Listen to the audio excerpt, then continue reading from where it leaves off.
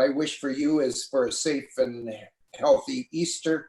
Enjoy your time doing whatever makes you happy this weekend, with the promise of sunny days. But I'm asking you to please be very cautious. Please stay safe, limit the number of outings, and when you do go out, respect the physical distancing of at least 2 meters. That's really important. It's working right now. We need to make it work even better. So please, I need a mover and a seconder for the approval of the agenda. So moved. Councillor Wilson, and seconded by Councillor Fraz. All those in favor say aye. Aye. Aye. Aye. Yeah, opposed? Carried. Thank you. Staff presentations. Mr. Butterworth, are you going to dazzle us with your numbers tonight? Yes, and exciting spreadsheets and stuff.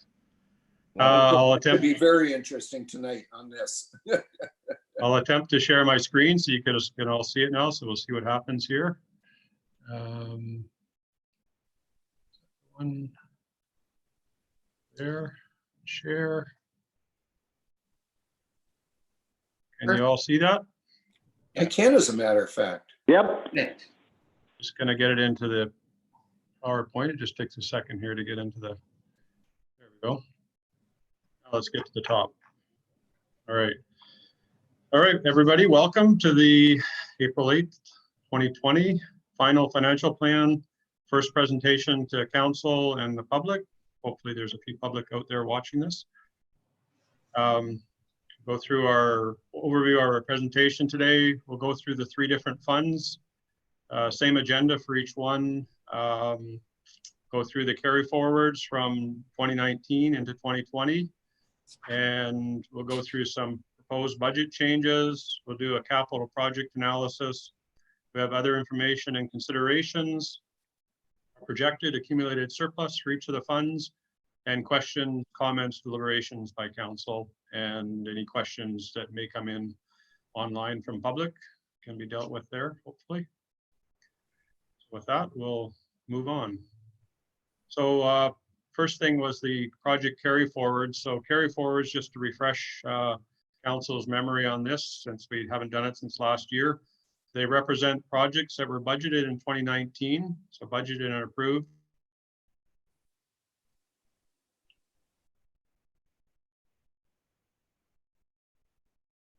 Year, and the projects are to the end of the year there's a few of them that hadn't quite started yet, so they are automatically carried forward into 2020. And the reason that is happening is that or automatic carry forwards is that some of the projects are in progress, and if we didn't have an automatic carry forward, then we would have to hold up until after this meeting and they're all adopted into the budget. So it's always been practice that they just automatically carry forward into the next year. If there are any that haven't started yet and council wishes to eliminate them, then I guess that would be council's discretion. So we have both operating, which is minor capital, and capital carry forwards. So the operating carry forwards in the general fund, we have some network switches that relates, part of that relates to the new telephone system. So they've already been installed in January. Community park drainage study, that is ongoing. As council knows, there was a budget increase approved in a council report last year. So that's carried forward. Parks wayfinding signage, 25,000, that's another one. Tree inventory, that project is partly done, but it's not complete yet. PCTC server room, air conditioner, and replace carpets in the city. So neither of those projects have started yet. They're still deemed necessary. Capital carry forwards, we have the phone system, which anybody who's been in City Hall may see there's a second phone on many desks right now. It's still not completely hooked up yet, but it's almost there. We have the fire rescue truck, Rath Trevor Trail development, the performance venue. So this is the, last year was the year where there was going to be the engineering and design. That hasn't happened yet, so that's carried forward. Kinhut washroom replacement, Foster Park, Park storage building, Rafiki Walkway, that's a walkway off Hearst. It goes from Hearst to Morrison. The pickleball courts, of course. There's 6 roads and intersection projects. I could list them for council if they want, or they're just normal projects that have started. The design on, I think all of them have started now. The 6th project relates to just finishing off the intersection at 19A and Shelley Road. There's some consulting work as built that needs to be done there. So there's a minor budget in there that's carried forward. And the drainage projects, again, relates to those road projects. So all in total for the capital, we have 3.2 million carried forward from 2019 into 2020. And as we showed on the previous screen, it was 223,000 of operating carry forwards, or minor capital items, as we call them, carried forward into 2020. Do you want us to discuss these, Lucky, do you want us to discuss these now or after your presentation? It's up to you guys. If you want to talk about them now, I'm fine with it, but or we can wait till the end and go back to them. Let's wait on these until we get to the end of this section. At each section, let's talk about it, if you don't mind, Lucky, okay? Sounds good to me. All right, so as soon as we get through this, we'll come back and pick up on the areas. Okay. So for the proposed budget changes from the provisional plan, so these are changes that from the provisional plan that was adopted in January. So for administration, we've got the emergency program grant. It wasn't in that budget. There is a grant for some work with the emergency program. Just with me because I'm flipping through. So that was for group lodging supplies. So we have a grant for that. It's added into the budget. Property taxes, the normal amount that I budget for new construction in our budget is around 27 million every year. And last year there was 69 million in new construction that happened. So that led from the provisional. I don't have that information at the time of the provisional, and we have it now. So that led to the property taxes going up by 148,000 each year, or you can see the numbers there. Library property taxes, we took a estimate at the provisional and ended up being a little bit lower by 13.5. Library lease, a lot of this just relates to our lease agreement is old, and we've since added a number of costs into the PCTC, such as daytime security, that wasn't picked up in our lease agreement on how much they have to pay. So they've now upped their payment, and it amounts to $23,000 a year increase. And finance charges, these are the revenue, these top items here I'm talking about are revenue items right now. So finance, the common services, legal costs are charged out to the water and sewer fund, and this is the recovery from the water and sewer fund, 18,000. So library common area costs, we've increased the budget for that by $2,000 a year. The library requisition, these are the expenditures, so that went down. So we have a tax revenue for the expenditure for the library, which we collect from property taxes, and then we pay it out to the library. So they're both offset each other. They net to zero. Finance, salaries and benefits. There's some staffing change in finance that led to 6,300 extra costs there. Common services, we increased the legal budget from 35,700 to 77,000. Noticed our last 2 years actuals are actually higher than 77,000, but a couple of those items that we had in the last 2 years, we don't anticipate now. So we have greatly increased that budget, but it's still less than it was the last 2 years in actual. PCTC amortization, this is just moving the budget from where it used to be an admin relating to this building. We now have a parks and facilities department with facilities all incorporated in that area. So we moved all the buildings amortizations and costs into that department. So the amortization for PCTC has been moved to parks and facilities. Minor capital, we have a couple council projects, cookies and carols. There's a proposal to increase the number of events, I think from 1 to 3. And the 75th anniversary celebration, now these were all put in the budget pre-COVID-19. It's not anticipated that money will be needed now. The 4,500, that was for some additional advertising and other advertising and printing costs. It's anticipated that will be scaled back now, and that new money that we were requesting is no longer needed. There's a new spending package I sent off today. New spending packages to council, and this one relates to Autodesk licenses for engineering. So it's a $6,000 annual cost. So any items you want to talk about later, just flag them and we'll come back to them, and we have staff on board that can help explain some of them better than I can. Protective services, we've got a spending package for a generator repair on engine 41.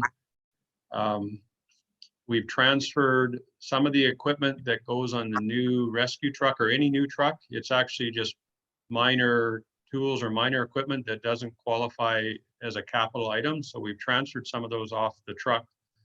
So there's under the capital one down at the bottom of the page, you can see there's a 30,400 negative, and it's offset because it's moved into minor capital.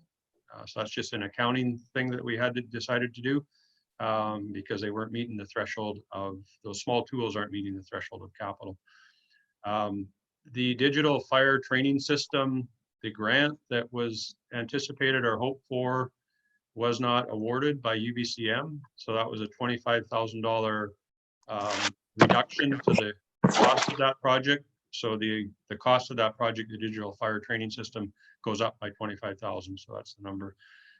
There's also a proposal spending package on that as well for 46,500 for the rescue truck cost increase relating to inflationary increases. Parks and facilities, so changes from our provisional budget. We got the drainage study, community park drainage study in there, 148,000. Memorial Avenue tree watering, this was from a council resolution. So I can see my notes. Amortization, this is the pickup of all the amortization from other departments. There's some that came from Public Works as well, some that came from the PCTC. So they're moved into this department, Parks and Facilities now. And the community park drainage study, so the top item, the 148,000 was the grant, an increase in the grant, or the grant amount being reflected in the budget. And the bottom one is the cost of that study, the additional cost of the study. We have the Retegno Park reconfiguration. That again was a council resolution, I believe, and there is a spending package on that. For the capital budget, the Shelley Park, the proposal is the Shelley Park Bridge. The proposal is that there was 120,000 budgeted for the Shelley Park Bridge. It's not seen as all that money is needed. So the proposal is to reduce the cost, the budget for the bridge by 20,000 and transfer that money into trail development. And also the project itself for the bridge is expanded still within the $100,000 budget.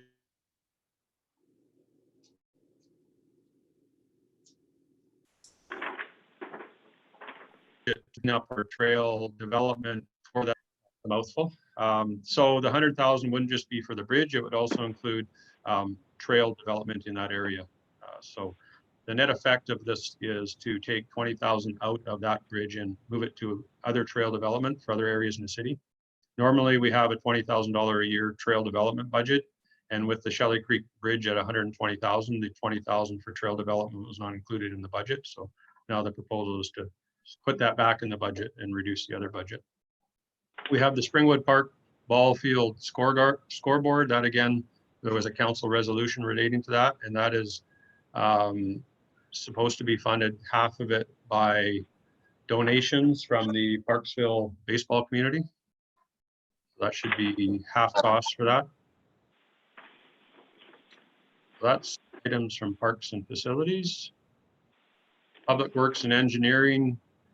Fleet administration, they now have a truck, so they have to have an annual charge for that pickup. So the annual charge in the truck is 8,300 of that. And then we found out that the mechanic, one of the mechanics, they're part of their time for various administrative tasks are charged to fleet administration, and we had been under budgeting on that.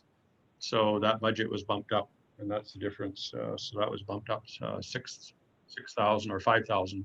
8,300 relates to the truck. So all that is doing is just bringing that cost up to what the actual cost has been for the last number of years. And the amortization for the fleet building has been moved to Parks and Facilities, and the amortization for the Public Works fleet building, it actually increased by 105,000. So the amortization increased, and we transferred them over to the Parks and Facilities Department. The minor capital Langara silt control, that relates to, that's already been in the budget in the provisional budget.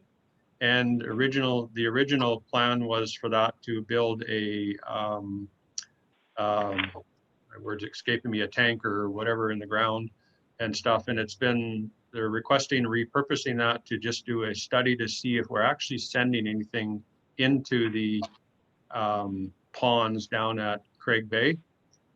This is all relates to drainage that goes into Craig Bay Pond on private property.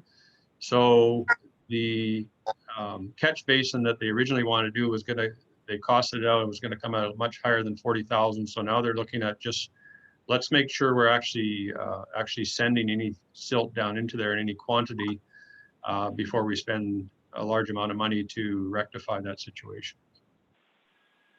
In engineering, these items here are more just correcting the budget or making adjustments to the budget. So the asset management funding was a carry forward, but we didn't carry it forward this year. We're just rebudgeting it. It's 144,000. So it's actually just removing the carry forward and funding it from accumulated surplus instead. And the Bagshaw one is, again, that's another revenue. That project was supposed to be or is funded from the capital reserve, and the project's actually in 2023, but the capital reserve funding was shown in 2021 because there's two Bagshaw jobs and one of them's in 2021 and one's 2023. So it was just moving the funding to the correct project. So that's a net cost of zero, but just moving that funding level out, funding out. So yeah, we'll just move on, I guess, till we get to the end of this, as we said. So in the purple here, this is our 10-year capital project that we have. And so the purple represents the total capital for the general fund, and the orange represents what is funded by property taxes or our accumulated surplus.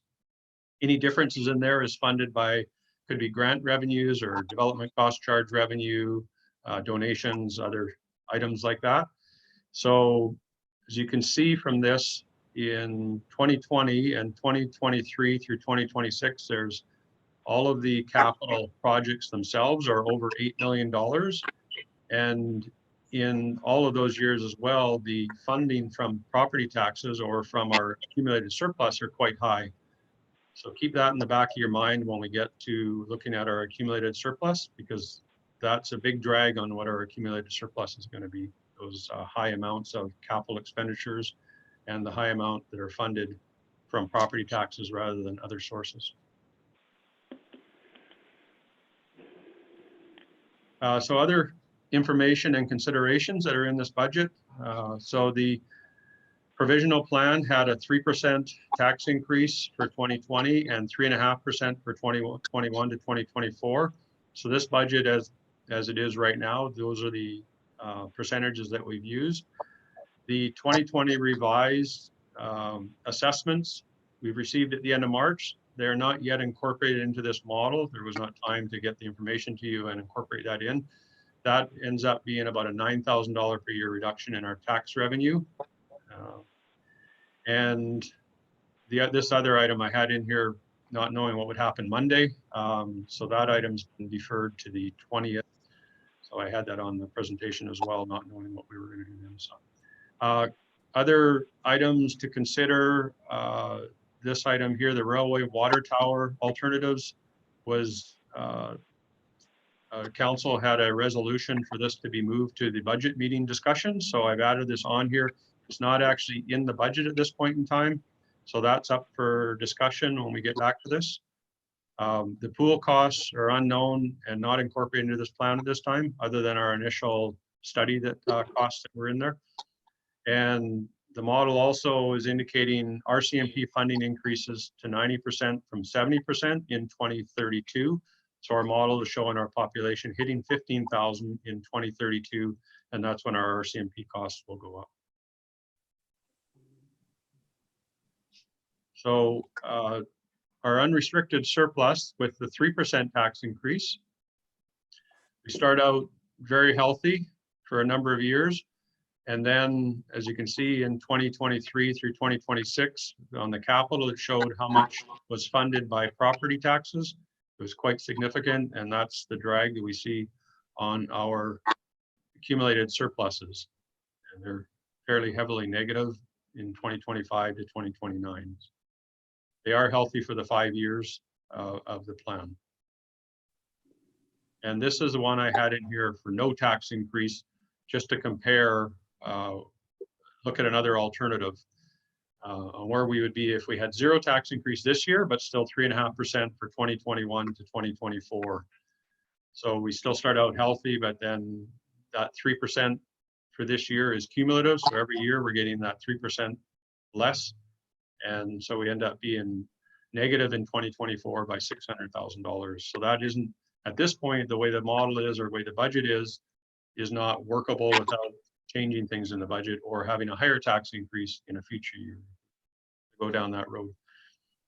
And as you can see, it really hammers the future reserves after 2025 to 2029 compared to the previous one, which I'll just flip back to. So you can see in 2029, it was 3.7 million. And this one, it's 8.9 million. So just knocking off 3%, it's cumulative, and it really adds up over 10 years. And that's the end of that. So, can I ask a question, Lucky? Sure. You know, I go back 10 years, and 10 years ago, we were projecting these deficiencies the same way. And here we are 10 years later, and we're still showing a surplus. I could never understand why we always show such a deficiency in a 20-year plan or a 10-year plan when 10 years later we still have a surplus. Can you explain that? Some of the factors that would do that are when we budget, we budget based us spending all of our budget. So we have to have a budget number, and that budget number is in every year. So if, just to use an example, if the salaries in finance are 600,000 this year, they're 600,000 plus inflation next year, plus inflation the next year. And if we came in under budget, salaries is not a good example, but if we came in under budget at 570,000, well, that's cumulative, that 30,000, and then next year we're if we have vacancies or other things like that, that creates budget surplus. We also Public Works has fairly high budgets to do all their outside stuff, road work and everything else like that. They never will spend up to their complete budget because they don't dare go over. So they're always going to be under budget. So at the end of the year, we always end up with a surplus, a budget surplus of some sort. There's vacancies in a lot of staff positions that don't get filled for all the departments. So they add up. One year we may not spend our snow removal because it doesn't snow. That gets in there. So there's a whole bunch of factors that go into it. The other big one too is grants. We don't budget for grants because we don't know what grants are going to be offered. So the only grants we have in there are the gas tax grant. We don't budget for any other grants. So we end up getting grants or applying for grants and being successful for some grants. So those as well on the project where we budget paid by the taxpayer ends up getting 50%.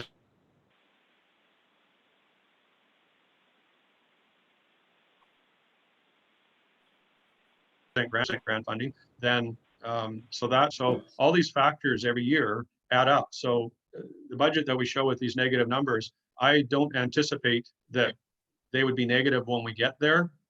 Under the 3% scenario, under the 0% scenario, I don't know how we'd get out of that far negative. Some of these negatives here are going to disappear as we get closer because of the surpluses that we run every year from various, as I said, staff vacancies or not spending all of our money on road work or whatever the factor might be. There's just various things, or receiving grants as well. That's the big ones. Just to follow up, if I may. You may. Yeah, I understand what you're saying, but this doesn't give you a very true or positive picture, because going back 10 years ago, we showed a deficit, and I don't know exactly what the number was, but we'll say 4 million in 2020, and here we are in 2020, and we have 9 million surplus. Yeah, that's what it comes down to is grants received, staff vacancies, other things that have happened, and yeah, that's basically what it comes down to. And over a 10-year period, if you have $1 million surplus every year from our overall budget and don't spend $1 million worth of stuff, over 10 years, that's $10 million. Yeah. Okay, thank you. If I can, for just a second, Lucky, sorry to interrupt, but I never said it at the beginning, and I just wanted to make it clear.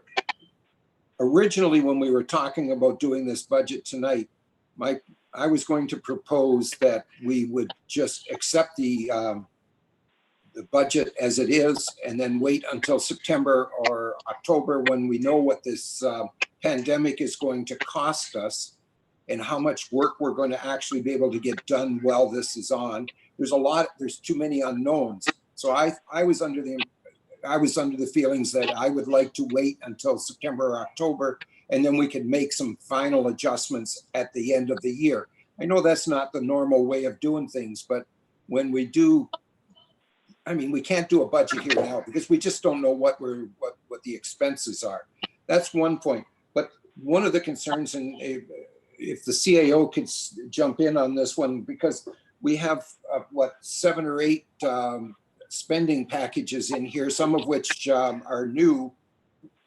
If we put them in this budget the way it is now, then it will be spent. Am I not correct? If I may, Your Worship, those spending packages are all in there with the exception of the railway water tower. All the other ones are already in the budget. But they haven't been approved yet as a final budget. They haven't been approved. Some of them were requests from council to put them in the budget from resolution. Some of them might be new items. There might be a few that are new. And the railway tower is a fairly large one that isn't. That's the only one that has no dollars. Thanks for that, Lucky. I appreciate it. So I just wanted to put that out on the table, that was my plan here. But I would like to talk about the 8 spending packages or whatever portion that we want to on that. I think that's important that we go through those on it. But for the rest of it, I mean, you're just guessing at this point without knowing what the effects of this pandemic is going to be. So I'm just going to open it up for a brief second for open conversation and see what everybody else feels on that, if they agree or not. Could I talk about the water tower? No, we're not talking about specific items now, Al. We're talking about the general philosophy of, do we just adopt this budget and then move it to September or October when we can finalize it and really know what the costs are from this pandemic, the expenses from the pandemic that's going on? Or do we do a final formal budget and you know, it won't make any sense, but we can certainly do that. That's what I'm after right now. We can talk about the specifics. If everybody agrees, then we'll go back and we'll talk about the spending packages at that point in time, of which the water tower is one. Well, I'm all for leaving it until the fall. Anybody else, please step in. I'd really like to hear your opinions. Hi, this is Doug. Ed, can Yeah. I speak at this time, Your Worship? Yes, please. Yeah, just on the items that Lucky has just covered, if I may, through to Lucky, on the capital spending analysis in the general fund, on the nice bar graph that you give us. I note that you were saying that how it's going, 2020 is high where we're at right now, 2021 dropping and dropping, but then 2023, it takes a large jump again. That's when you said it's going to be a bit of a problem because of the ratio in between the capital and the property taxes. My question is, since 2020 is considerably higher, actually, even as projected as 2023, almost 10 million type of thing. Is there a reason why 2020 is so much higher, and what's going to account for a drop down to almost 6 million in 2021? If I may, Your Worship, the biggest difference between those 2 years is that there's $3.2 million of capital carry forwards from 2019 that are now in 2020. So if you take 3.2 million out of the number in 2020, you're down fairly close to where 2021 is. So it's just a lot of it's the capital carry forwards that have been moved forward from 2019 that have pushed up what the budget amount is in 2020. So they will be taken care of at the end of this year, so we won't have to have capital carry forwards of 3 million approximately in 2021. I sure hope you're right on that, Doug, because I don't like carrying them forward either. I know. I mean, that looks good, but I mean, there's a lot of stuff going on right now. Thank you for that. If I may, Your Worship, yeah, with COVID-19, it's really, as you say, it's an unknown how much of the capital we can get done, or whether it can all get done, or whether construction will be shut down. We don't know that. If things get really bad, they may shut down construction, in which case we're not going to be doing much of the capital. So it's an unknown right now. Well, and that's my point, and that's what I'm asking council to hear from them, whether they want to just defer all of this until the fall, adopt the budget as it is, and then defer the actual finishing it up and give it to you to come back and say, okay, we didn't spend $3 million on infrastructure work, so therefore that changes the budget at that time when we know what the actuals are. So I'm interested to hear from people. Just on, if I may, Your Worship. Yes, please. This is open conversation for right now, Doug. Thank you. Thank you. I believe at this time that it's important that we actually go through this. Lucky's gone through all the trouble and effort, and just my thoughts is that we can go through it. I recognize that it could change after pandemic, and it was going to be relooked at in September. But I think now is the time that we should go through it on, as we're prepared to do line by line, and to look at the spending packages and have those questions answered at the time. That's my preference. All right, thank you. Anybody else? Your Worship, if I yes, you may. I would be of that same thinking. I'd like to look at the spending packages, particularly things that might impact future costs, things like the fire truck, the rescue truck, a number of different things. If we don't go ahead with some of those projects where that may impact the overall cost by up to $100,000 or something a little bit higher than that, even in some cases. So that would be it would be good to just go through these now while we're here, if we can just have a quick look at each one and get a feel for what we're dealing with. So you want to, what I'm hearing from you, Mark, if I'm Councillor Chandler, sorry, what I'm hearing from you is that you want to go through the spending packages. Yes, that would be my preference today. Okay, I can't disagree with that part. That's a fair comment. Councillor O'Brien, would that be okay with you? We do the spending packages and go through those. I'm just scrolling through anyways to that. You mean, are we still going to discuss coming up the water utility fund? And the water utility fund is coming up in Lucky's presentation here as well as the sewer utility funds. Are you suggesting we're not going to discuss that? Oh, no, we'll go through them. He's going to go through it all, but just so we but for passing, and so we can move this through, because it's got to be what's the date, Lucky, that it has to be done by? May 14th is the adoption date. All right, and with that, we need a little bit of time before that to create the bylaw, do we not? Yeah, the bylaw can be put together pretty quickly. It's all linked to my spreadsheets and stuff.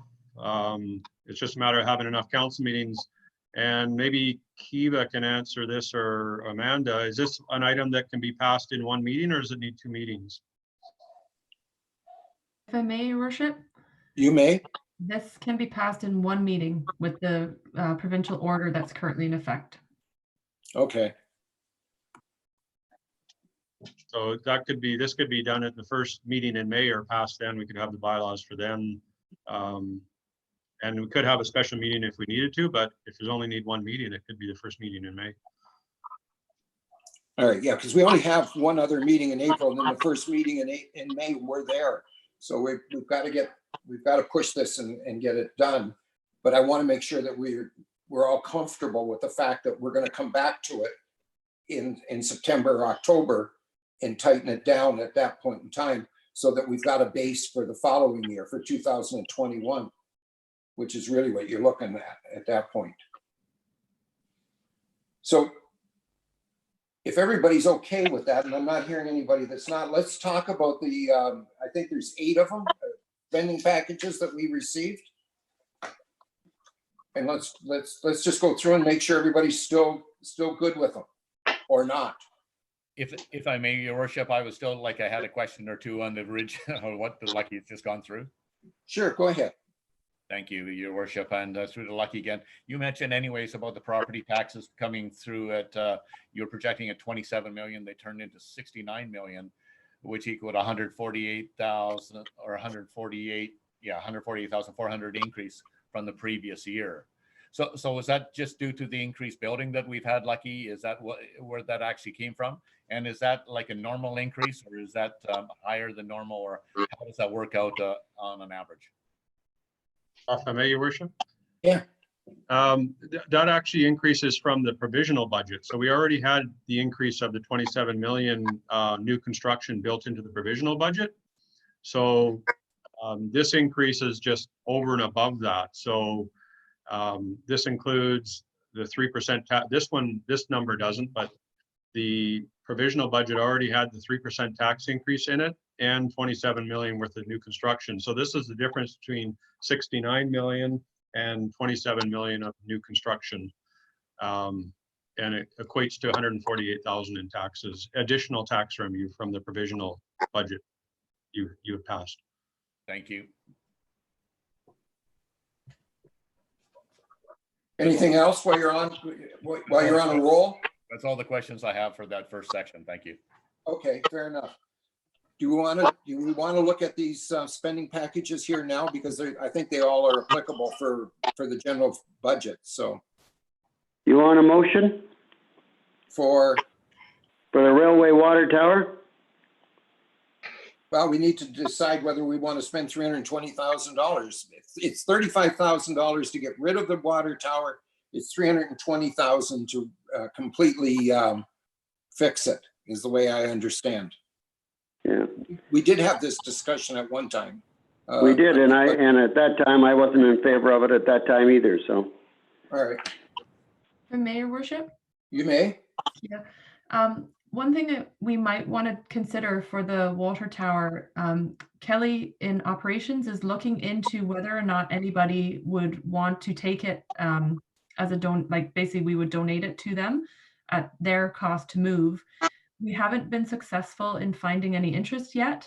We've approached the Duncan Railway and one other heritage group, but in the short term, we could put signage around the tower itself, indicating that people should stay away from it, that it isn't safe, or not to climb on it or anything.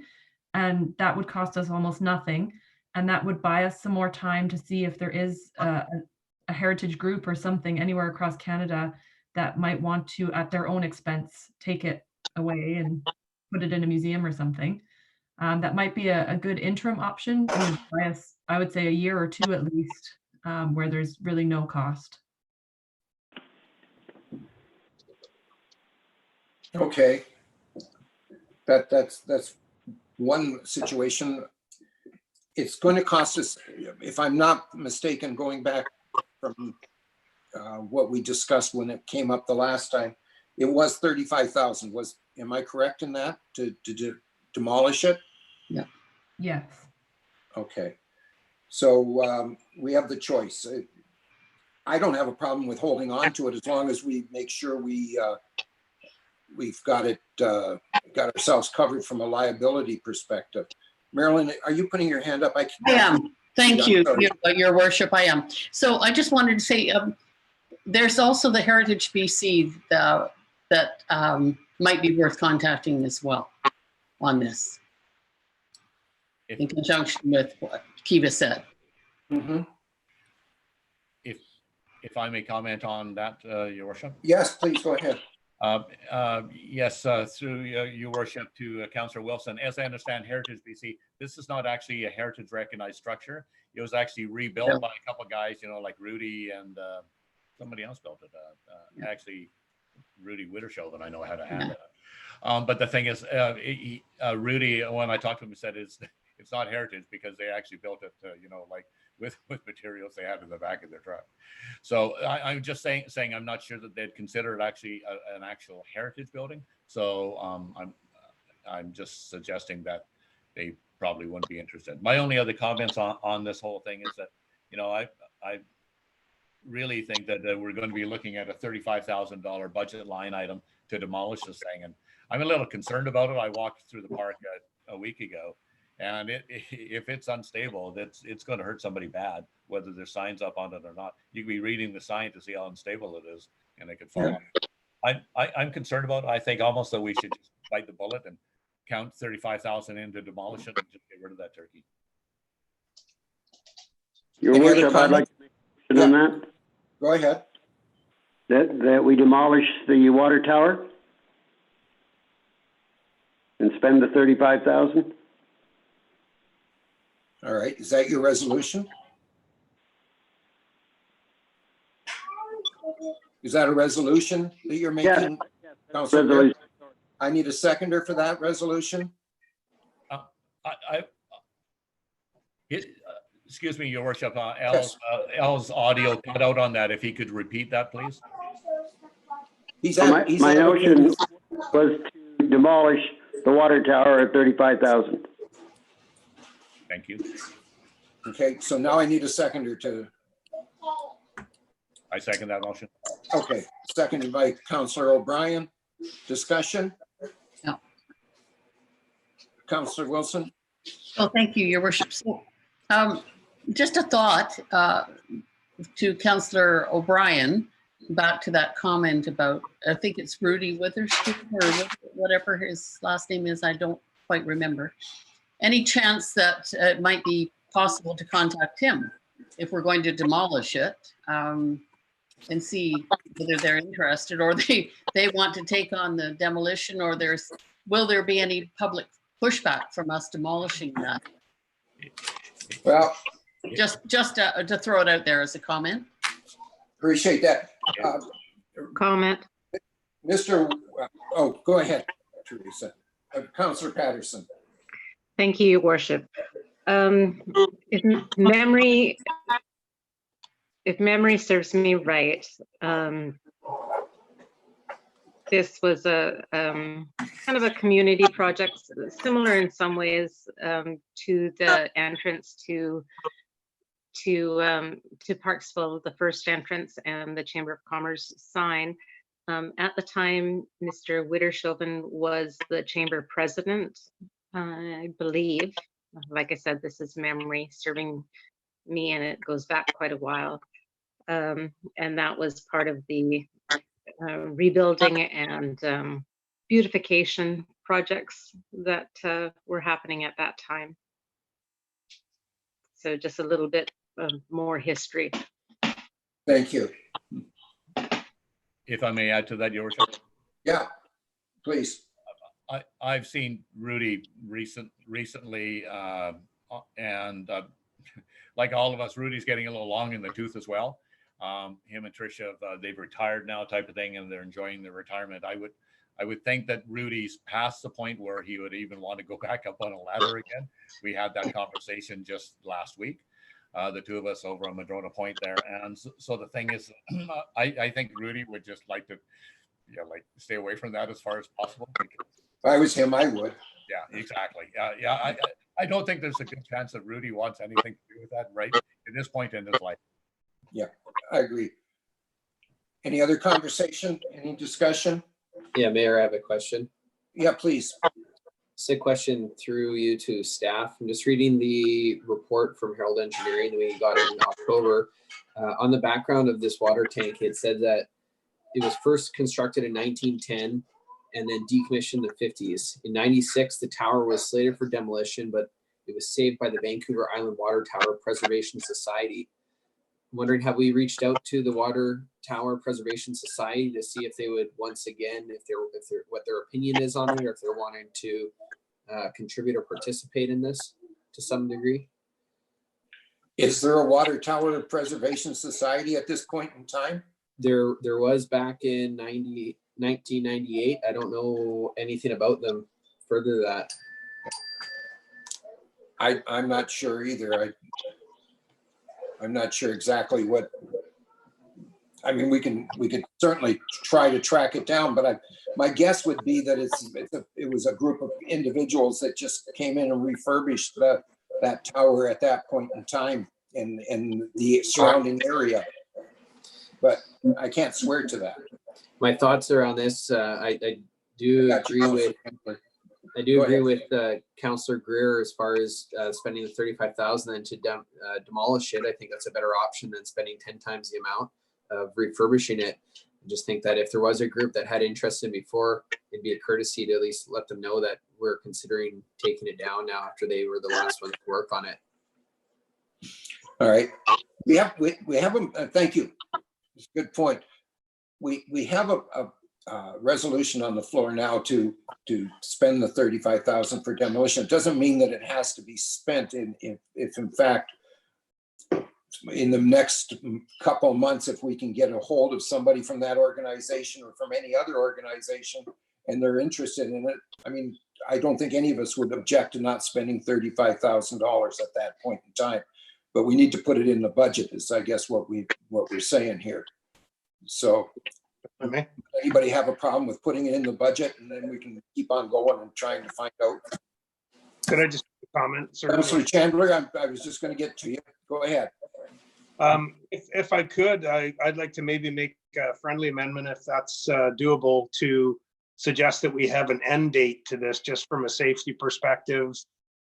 Reach out to the proper parties and go ahead and get this budget item moved forward so that it can be done rather than leaving it until too late in the year. That would be my friendly amendment. Do you have a date in mind? May 30th. That's about 6 weeks. Just out of Mayor, if I can just interject there for a moment, though, what the motion is about, though, like you mentioned, is about putting it in the budget or not. So having it in the budget, I'm not sure this amendment is really amending anything.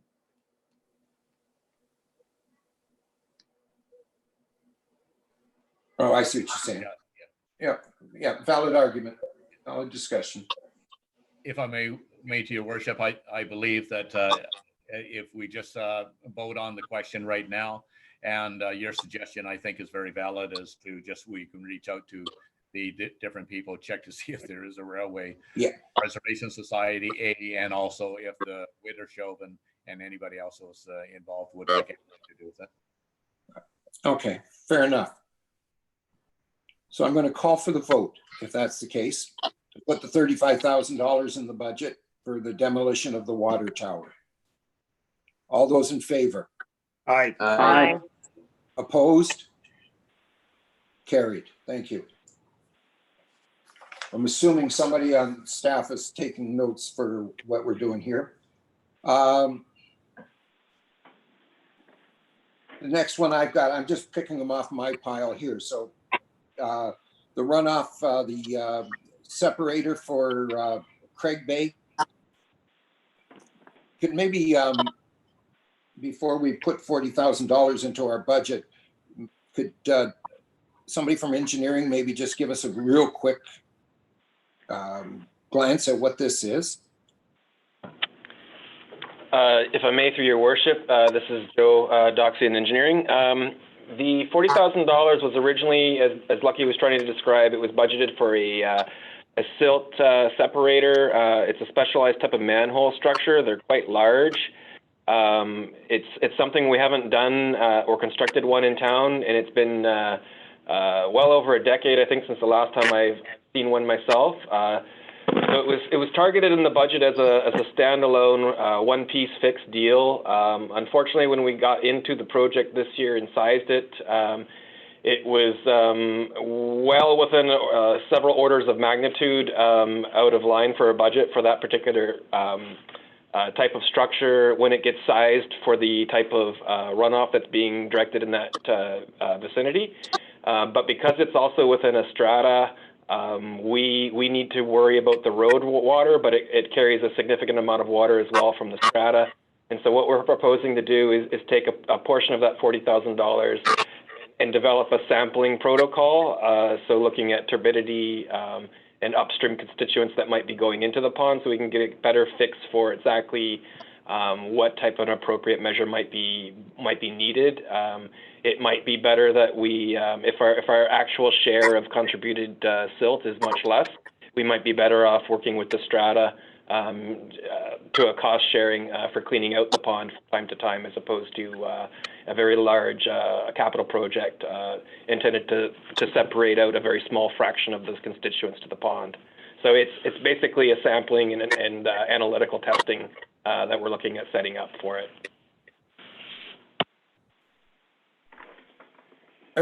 So I understand this. We're going to spend $40,000 to find out if it's our water going in their pond when we get right down to it. That's about what we're saying, and how much silt is coming from our property into their pond. Because anything that happens inside the strata is the strata's responsibility. So I'm having a hard time even picturing how the water comes from the road and gets all the way over to one of their ponds. If I may respond, so the $40,000 was the existing portion of the design budget, and I believe there was another $40,000 originally for the following year, but we kind of lumped it into one. We're not anticipating needing to expend the entire 40, but we also haven't had time to complete the picture of just what analytical tests, how many tests we're going to need to do to sample it and get an appropriate picture of the needs. We would not expect it to be anywhere near 40, but that was the budget number that was in prior.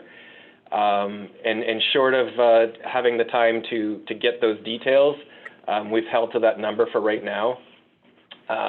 In terms of how the runoff is getting there, when it was originally developed, the road going into the strata was left as a community ownership or public.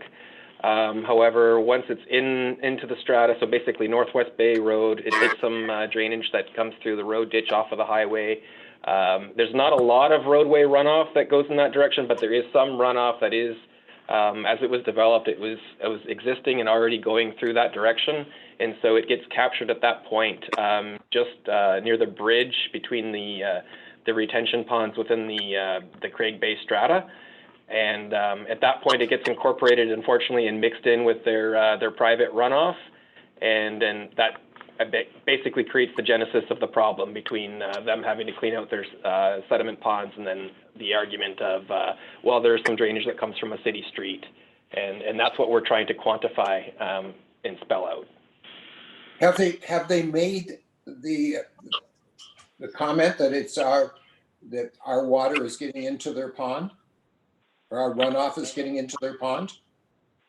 Yes, that's directly the argument that they're making is, and it's by design. It's just that it's a small portion of roadway runoff that actually enters that direction.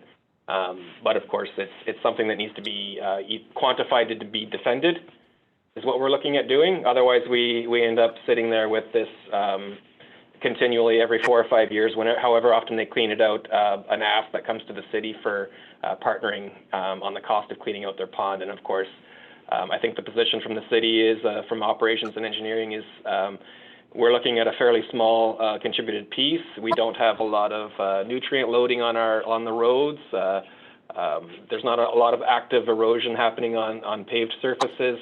The position is kind of that we really need to proof out how much is coming from the city, or is this sediment loading more private in nature? How much do you need to prove that? What's the dollar and cents on that? At this point in time, we don't have that information. We still need to generate a sampling protocol, and we're working between our own techs. We also have an environmental tech in operations that we would like to utilize for that purpose. So we kind of need some more time to narrow that down. All right. I've run out of questions. Anybody else? I do, Your Worship. This is Sure. Dick. Please. Through Your Worship to Mr. Doxey. This seems to be a very unusual situation that the liability is coming down to Parksville for something that's actually across the road. This is on Langara Road in Craig Bay Developments. Is there any other roads that has a similar situation where we're responsible for the settlement? Because Northwest Bay Road runs right across the largest stretch of Craig Bay Development. Is Langara the only one that this is the problem with? If I may, through Your Worship, yes, Councillor O'Brien. This is the only place that I've seen claim of such claims, and it's also the only place where we've seen such similar routing of storm sewer going through a private strata. So, as a follow-up, if I may, is this ask from probably the Craig Bay strata here? Is this ask as a result of, since for the last year and a half they have been working on actually taking the silt removal out of all of their stormwater ponds, and is this now why this is coming to us at this point? They want some help on it, and they're trying to, as you say, quantify the fact that a lot of that stormwater silt is from the Northwest Bay Road. Is that where this is coming from? Actually, it's not that recent of an ask. My understanding is it's about 3 to 4 years ago this was initiated, and it's been in the budget for several years. It may be even older than that. It's a project that's just literally, it's been pushed forward, I think, and pushed forward, or carried forward and carried forward. And we finally got the time or the energies to go in and look a little more detailed into the design of the structure that was proposed. And that's kind of what's driving this forward at this point in time. Is either we need to close it and just deny the ask and worry with or not worry, but deal with the legal ramifications, or create some defensive evidence as to our position on it. And so that's why we're proposing let's leave it in the budget for now, is what we're proposing. And let us narrow down exactly, or create a sampling protocol and some testing that'll give us a picture that'll give us the defensive information that we would need, or depending on how you look at it, or create the business case for a proper project. I like your idea of quantifying what it is, and you're saying just leave the $40,000 in there as a spending package, just to allow you to whatever it takes to quantify that, just so we're better prepared if the ask indeed comes forward. Yeah. Thank you. Okay. Just as a question to everybody, is everybody in favor of leaving that in there Yes. based on this? Agreed. Yes, agreed. Yes. All right, done. Move on to the next one. I've got $35,000 for the park for fixing up the landscaping and drainage. I think we passed this. We went through this discussion quite a while ago, if I'm not mistaken. It's just a matter that it's in the budget. Why is it showing up again? If I may, Your Worship, it's just being added to the budget. It wasn't in the provisional, so I'm showing you any changes from the provisional budget to this budget. So this is something that council had asked for, so I'm just showing you that it's the difference from the provisional budget to now. All right, my question comes, this resolution was passed almost a year ago, June the 7th, 2019, and it didn't make the provisional budget? Is that what I'm hearing you say? Yes, I believe it was just missed in the provisional budget. Okay, that's fair enough. I think the intent was for us to do this forward, so I'm okay with leaving it in there if everybody else is. Any discussion? I'm fine with it. Yeah, I'm fine. Yes. Yes. Okay. Yeah, I'm not just fine with it. I'm glad to see this finally getting dealt You know, with. Yeah, exactly. All right, Agreed. we're all there. It's there. Good enough. Thank you. The next one that I have here is the baseball sign. I thought did we not have this conversation a while ago on the baseball sign where the Baseball Association was going to put in half and we would put in half for the sign? I thought we passed that. I believe there was, if I may, your worship, Yeah, I believe there please. was a council, I'm just trying to find it here in my notes. Parks. What we got here?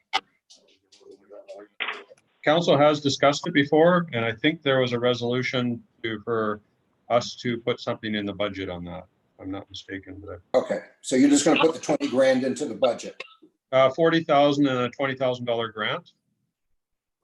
from the donation. Yes, so we still have to show the gross cost in there and then show the revenues $20,000 donation. Okay, all right. Yeah, I understand. Thank you. So it's a net. I'm 20. all for doing that. Your worship, Comments? I'm all for doing that. All right, thank you. Anybody else? I agree. Yes.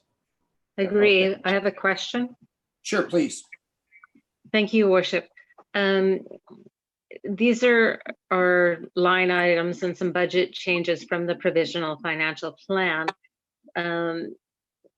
So I'm assuming that they're on staff's radar for doing some of this work this year, much like the pickleball and some of the other trail developments and that. So do we have, this budget will be passed for May. Do we have a timeline?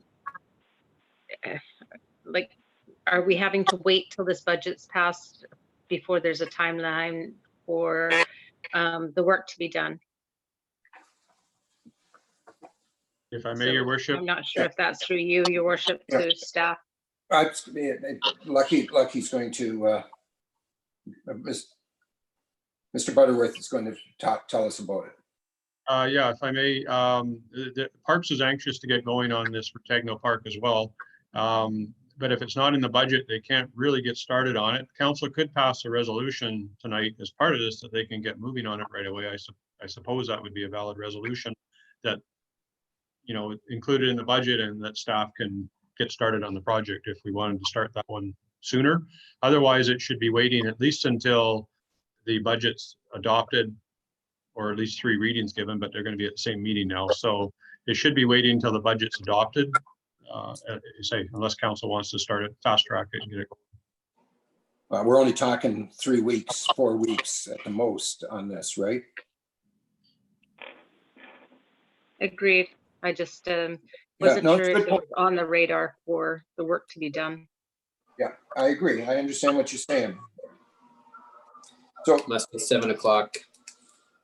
Hear lots of sirens. It must be 7 o'clock. I hear a lot of noise outside and sirens. Oh, okay. I can't hear that from here, but all right. I just have a quick comment on that, if I may. I recall when the Baseball Association came to us at the council meeting, they made a presentation and we talked about the scoreboard at the time. We as council actually asked them if we pass this, it would be probably better that it happened sooner rather than later, because they were trying to get it ordered for this baseball season, which has somewhat been canceled for other reasons. But I remember the conversation with them and they said, yes, the sooner the better would be the case. So I'm not sure that we, maybe, is it Joe, I guess, that could tell us, or where's in charge, or maybe a Guy. But the thing is that do we have to do anything of this other than write them a check, because they're the ones that are going to be ordering the scoreboard? Good question. If I could, your mayor, through the mayor to Councillor O'Brien, it's Guy Martin. So we have been in communications with the Royals and the baseball group, and they were ready to get going for sure. And also maybe capturing on Councillor Patterson's questions, we are ready to go. They are on our radar. We had some conversations just recently with the Royals about the score clock. And because of the timeline of this budget being approved, we were going to be doing it during the August period was going to be the install, and as well as some of the fence work was going to take place at that time due to that they have a shutdown then.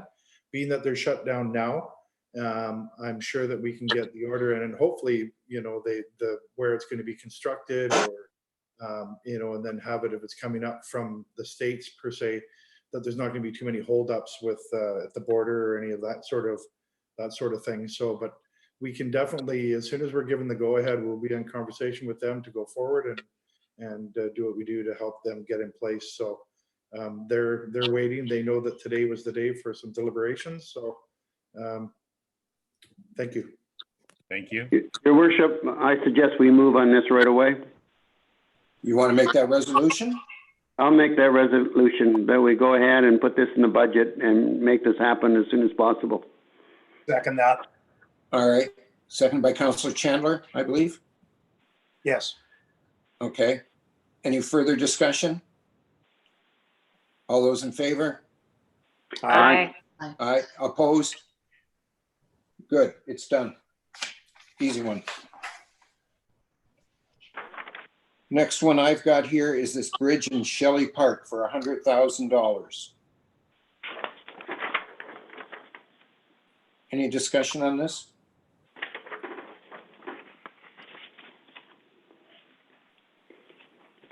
If you, your worship, I'd like to have a little bit of an explanation on this bridge and exactly where it is. Okay.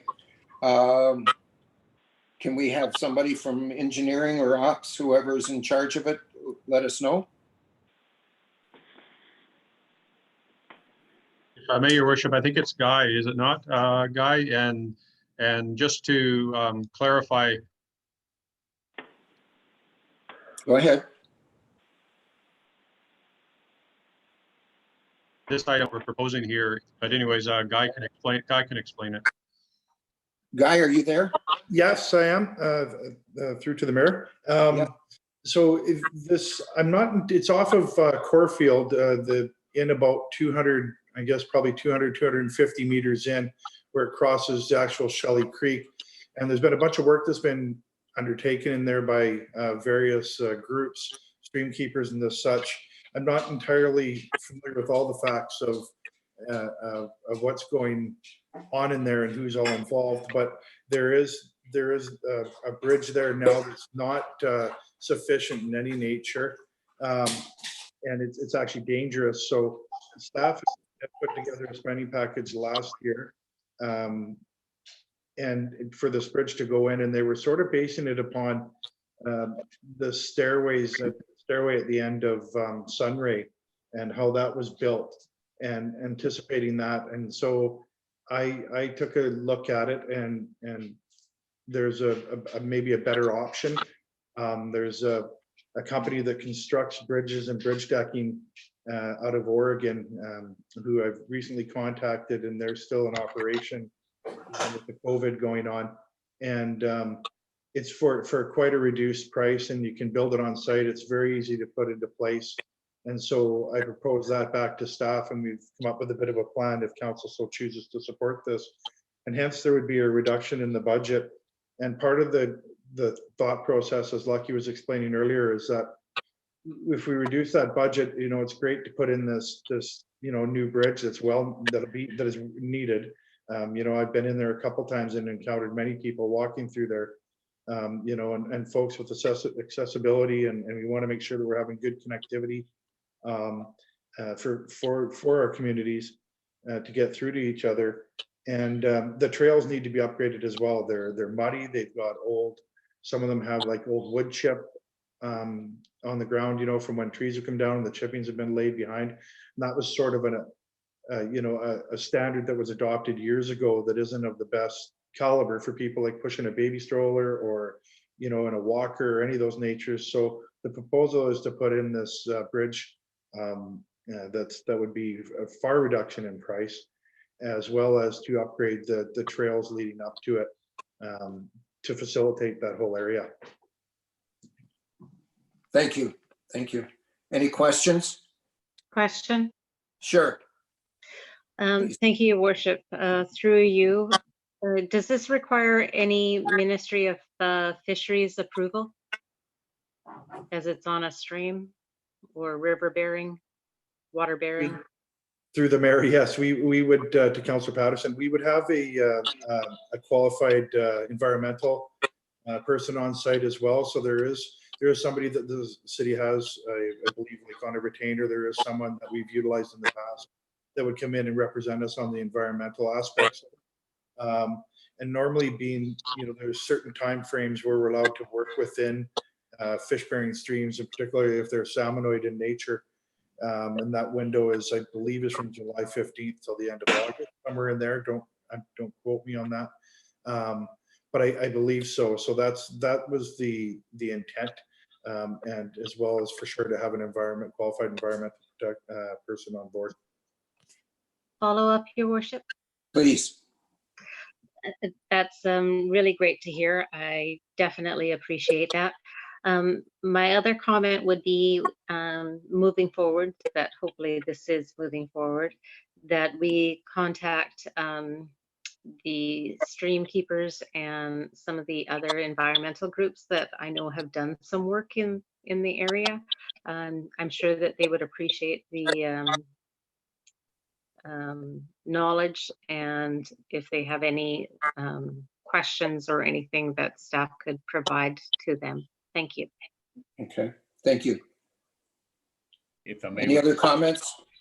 Yes, I do, Your Worship. Please. Thank you, Your Worship. And through to Guy, I like everything you're suggesting, Guy, on possibly getting the cost down of that bridge. I appreciate that, but also wanted to bring to council's attention that recognizing the fact that it is a $100,000 line item, but there's actually revenue that's generated out of the Parkland DCCs that are already in place for it for $99,000. So the net cost to us really is a budget line item that hasn't already been taken care of by the Parkland DCCs is $1,000, and that could be less if Guy comes up with a cheaper bridge. So really we're 99% of it is going to be paid for by DCCs.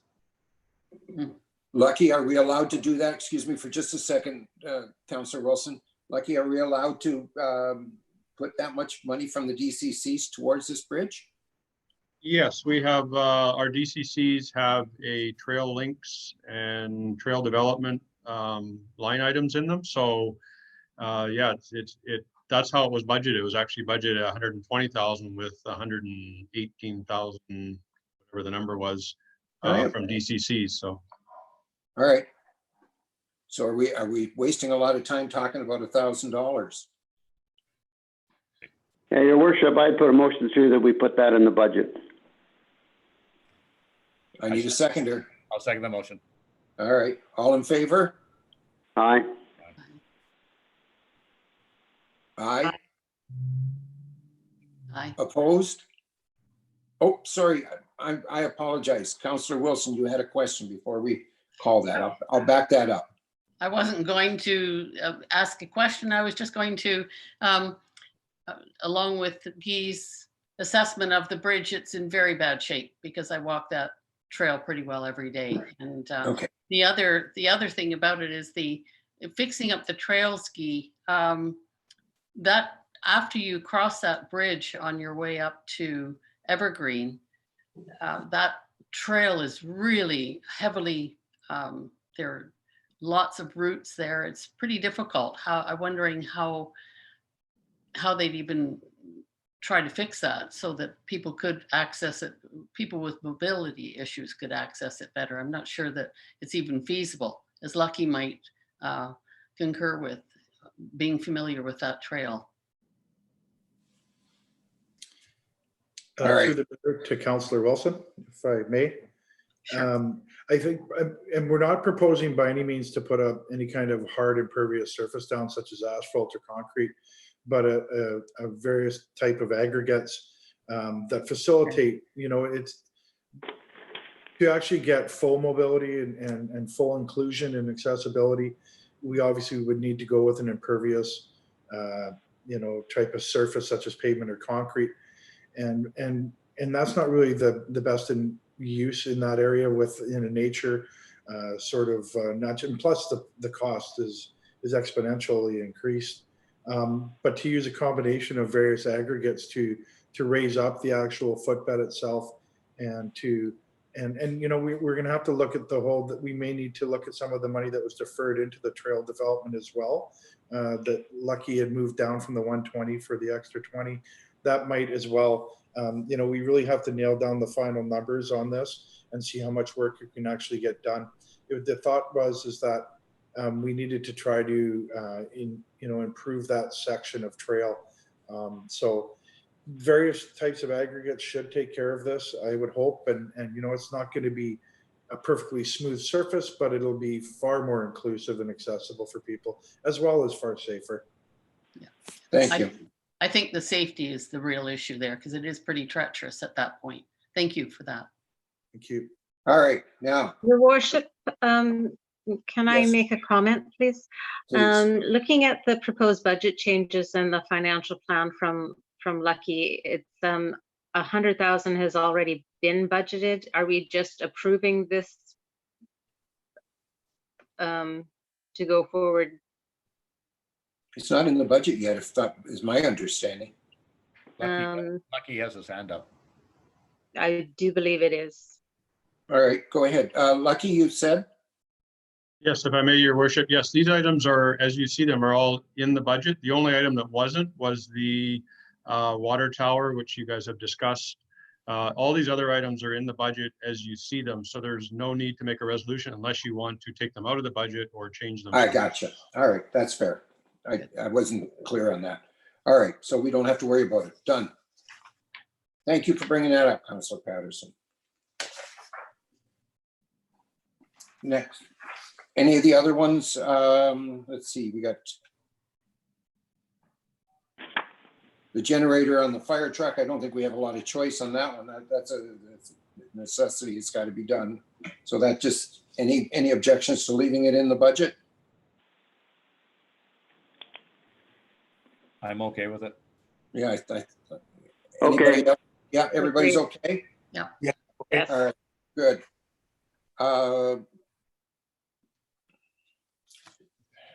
The floating licenses, are they in the budget now? Yes, it says approved.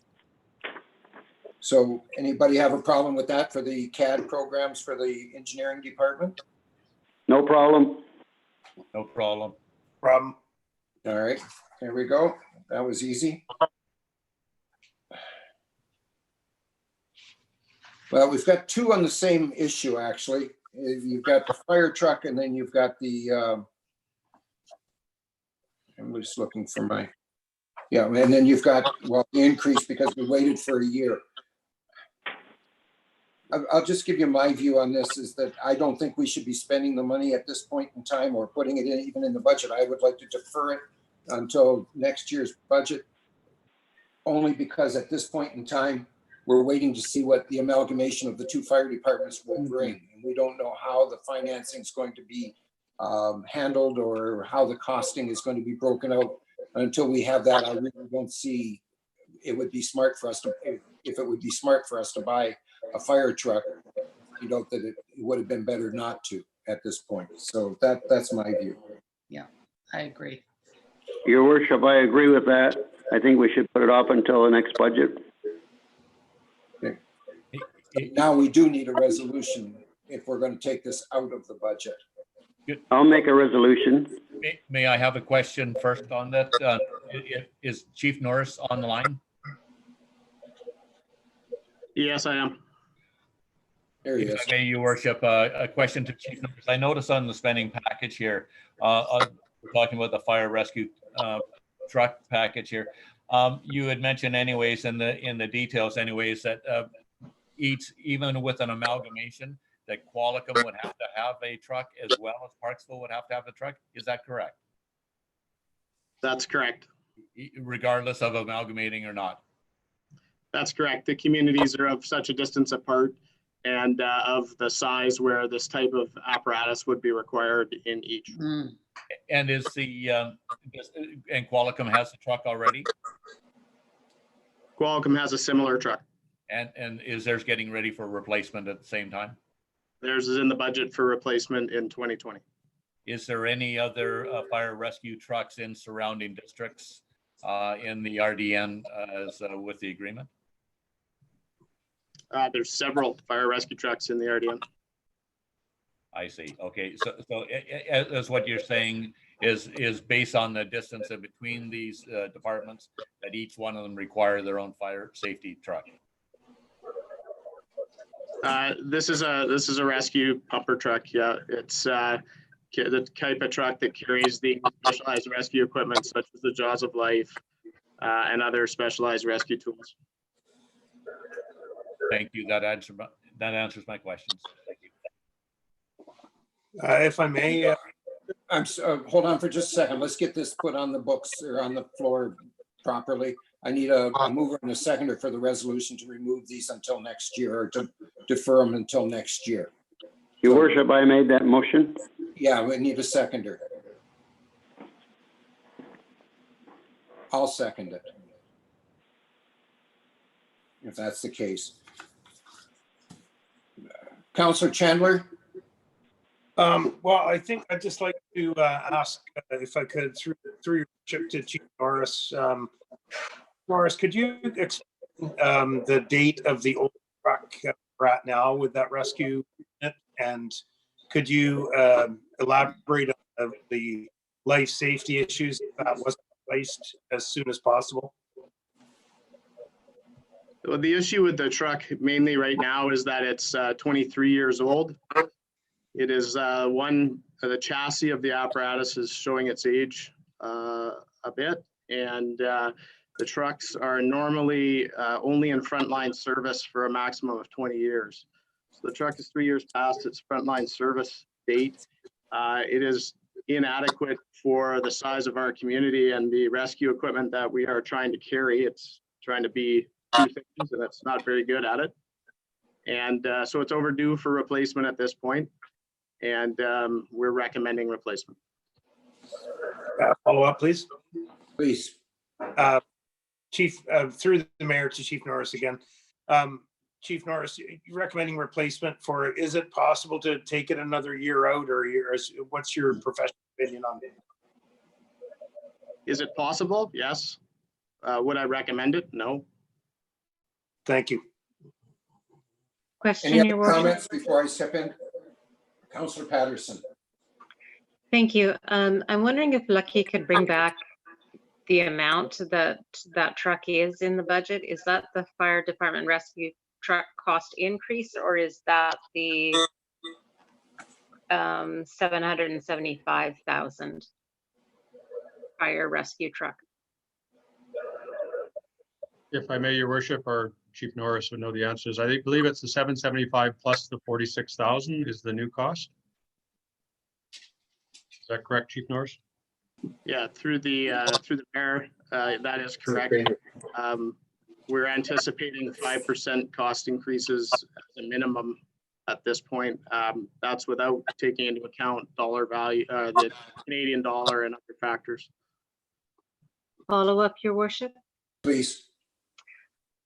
Okay, so I'm familiar that we have a fleet renewal type program, and that in effect. Do we not have something similar for the fire department, like that we're putting money aside for replacement of fire and rescue trucks and what is needed as our community grows and the age of the equipment? I'm assuming that's a question for Lucky. Yes, if I may, Your Worship. No, for the fire trucks, there is no reserve. They're not part of the reserve plan for the rest of the mobile equipment. Council could, if they wanted to, set up reserve funds for these where we would throw in 200,000 or whatever the amount we need would go in every year, and that would come out of the accumulated surplus and go into a reserve fund so that when these need replacing, then the money would be saved up for it already. But as it is right now, we use our 20-year financial plan to accumulate the money that's needed for these projects. Thank you. Any other comments before I step in? Well, just Your Worship, just one other comment. I think under the circumstances that we're going through with our financing and so on, this is a project that could be put off to next year without damaging our financial situation at this time. Thank If I you. can speak. Yes, please. Yeah, I've been giving this some consideration for quite a while, and I think when we initially delayed the RFP process, selecting the work to be done for this fire truck, I think the reasoning was sound. And but when we look at it now about where that fire service review, we don't have a timeline as to when it'll be done. And I think that it's important that we get this truck on the road sooner than later. It's still going to take some time after we were to issue an RFP and select the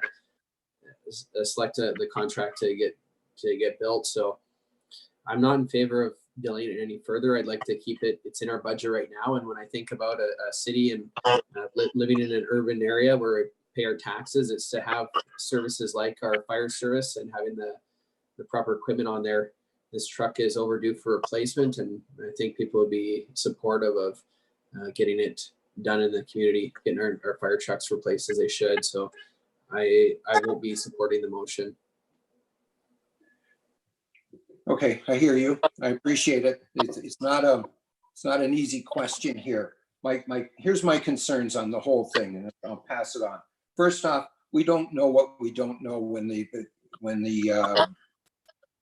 report comes in on the amalgamation of the two fire departments. It will be what the report says in there, so we can make a better decision at that time. We don't know how the funding is going to be split up between the two communities. We don't know anything about that part of it. I'm not suggesting we don't need this truck at some point in time. By the chief's own admission right there, this truck can last for another year. It's been going for 23 years. Another year is not going to make or break it. It's not like it's we have to get out there and push start it every time there's a call for it. So I think that at this point in time, we would be not very frugal with our money if we go out and put this out there without knowing all of the facts. And the biggest fact we don't know is what the amalgamation of the two fire departments are going to look like.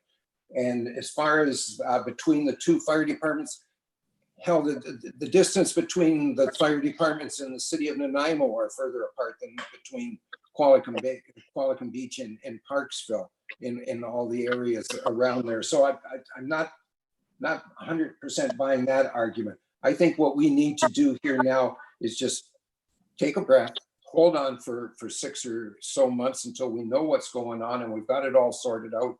And then we can make the decision. If at that point in time, it comes out that we need to buy it, I'm all in favor of it. I'll be the first one. I'll make the motion to put it on the purchase order. But just to get out there and do it because we need a new truck, when the other truck is still very viable and is working, and it can hold its own for another year at the worst. So I tend to believe that we can defer this one until next year, and that way we will know what the budgets will look like. We'll know what the amalgamation report will tell us, and then we can make a good hard decision at it. I don't think the decision is whether we need the truck or not. That boat sailed a long time ago. What we need to know is how it's going to be paid for, who's going to own it, how it's, the whole gamut of questions that are in there. So that's my view on this. Just one comment, if I could, Your Worship. I will. Please. If I could, Your Worship, through to Chief Norris. Chief Norris, if I could ask, when this truck would be ordered, if the RFP is put in 6 months from now, how long would that truck take to actually be built and delivered to the fire department?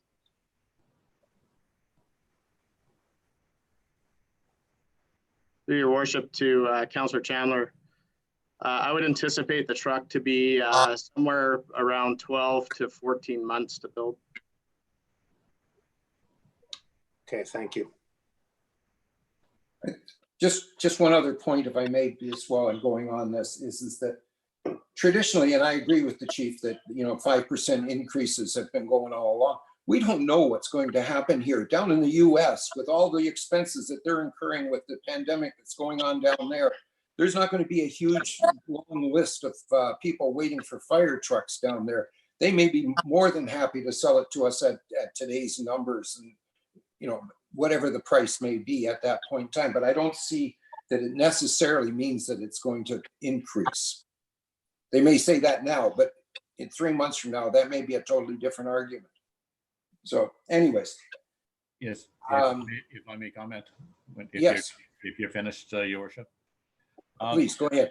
Yes, my only comment is that we've already approved this in a previous meeting, and all that we're just looking at is what Mr. Butterworth has brought forward, for the increase of 46,000 anyways, and we already approved it. So I think to renege on it right now shows bad faith to our fire department, and I'm not in favor of that at this time. So I suggest we approve this at this time. So you want to put in $840,000 more, or not remove the $840,000 out of this year's budget and move it into next? Is that what you're saying, Councillor O'Brien? It's going to go into next year's anyways, regardless, because as the build time that Chief Norris has just pointed out. So I feel that it's going to be into 2021 as it is, but I don't want to delay it any further at this point. It's already built in the budget with Mr. Butterworth's numbers, as I understand it. Yeah. So I cannot support the motion. Your Worship, if I could make a point. I'm listening. Go ahead. Yeah, it's not the fact that we don't want to have a truck. I'm sure we all do, and it's probably needed. I think what your conclusion is makes a lot of sense. We don't know where we're going to be at in another year from now when we combine these fire departments. And I think it doesn't hurt to hold off for another 6 or 8 months till we see what's going to happen. Thank you. Thank you. All right. Well, we've got the resolution on the floor. We might as well call the question. All those in favor? Aye. Aye. That's 2. I'm sorry. Did I hear another aye in there? Okay, I didn't. All right. Opposed? We're going to record it. Aye. Aye. Aye. All right. All negative votes have to be recorded. So Councillor O'Brien, Councillor Fraz, Councillor. Yeah. Who else is Chandler? Wilson. Councillor Wilson. Yeah. Councillor Patterson. Councillor Patterson. Fair enough. The motion fails. It'll stay in the budget. Thank you. Next. Thank you. Mayor, if I may, I have a question. Please go ahead. Just regarding that fire truck there too, with it remaining in the budget, where is it at now as far as we've had RFPs out before? At what point would we be having the RFPs come back to make a selection? Don't know the answer to that. That's the fire chief here, through your worship, to the councillor. I believe it would be pertinent to send it back out again. Okay, thank you. Okay. Any other questions on this budget? We've gone through all of the spending packages, and we've made our comments on that. Lucky, do you have? Bring that. I think it was good to get. Right. Go ahead, please. Whoever's talking, I can't pick it out. Sorry, Your Worship. It's Councillor Chandler. I'm just saying it's great that we were able to go through all those specific items. I appreciate the time. Yep. I have one on the spending package there with the digital fire training system. Yes, go ahead. My question, I guess, will be through to staff, through the mayor, is when we had brought this up in November, I believe it was before November 15th, it was the deadline for the application for UBCM. The conversation was around, as far as I recall, saying that if we were not approved for the grant, that we perhaps would not be pursuing this full training package.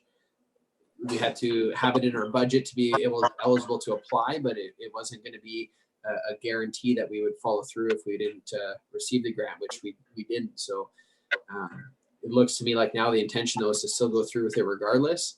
Maybe is that something we can get some clarity on? It's a good point, and I do recall that conversation. Through your worship to council, I would suggest that that would be up to council to make that decision. The net result of losing the grant would be an increase in costs of $25,000.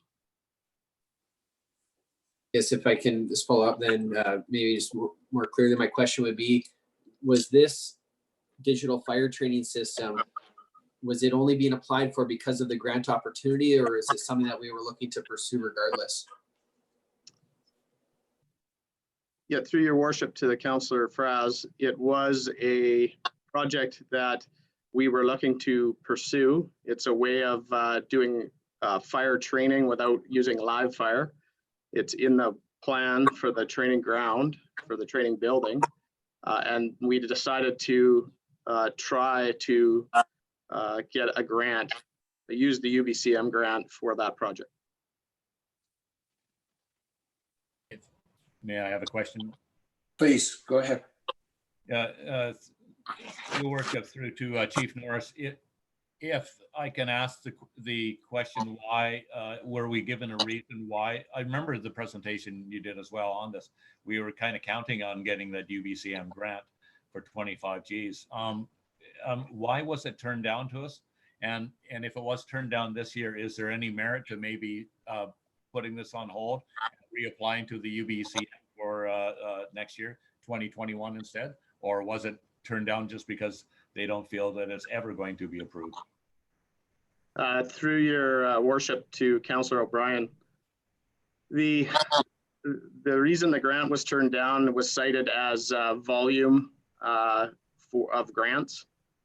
So the grant was subscribed, had a huge volume of subscriptions to it. And they didn't really give us a reason beyond that of why we were unsuccessful on the grant. I would also just mention that this grant is a few and far between kind of grant for the fire service. It is very unusual for those types of grants. It's the first one I can remember in a long, long time that was available to the fire service for this type of thing. So if another grant becomes available, we haven't heard of one yet. If another round of that sort of grant becomes available, then we will certainly apply for it. Thank you. Any other questions, comments? Councillor Fraz, you're happy with leaving it in the budget? Yeah, I'm fine with that. I just wanted a little bit of clarity as to the intention behind the training system. All right. Thank you. Thank you. All right, we'll move on to Lucky. You've got two more sections to go. So, Okay. Am I unmuted? you're unmuted.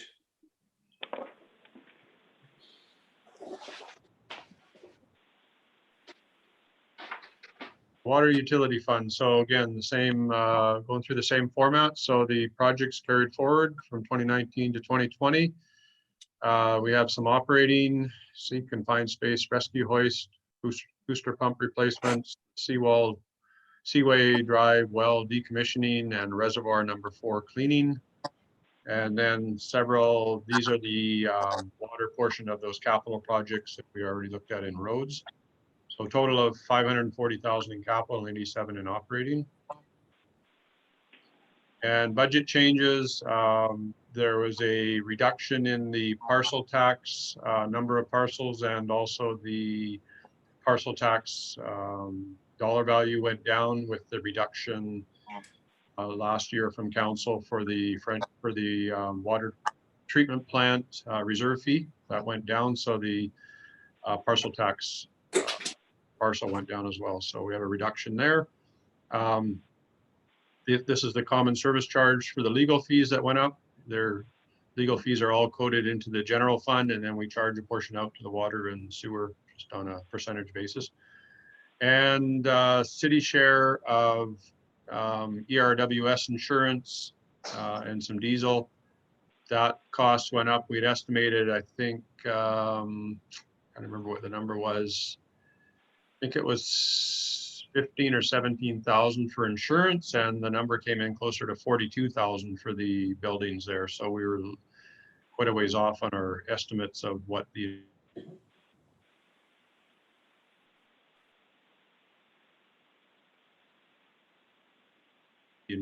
cleaning, $8,000. That's a once every 5-year item. And for capital expenditures, Memorial Avenue was moved out. The construction was moved out 1 year to 2021. So we have the 200,000 there for the water portion moved out.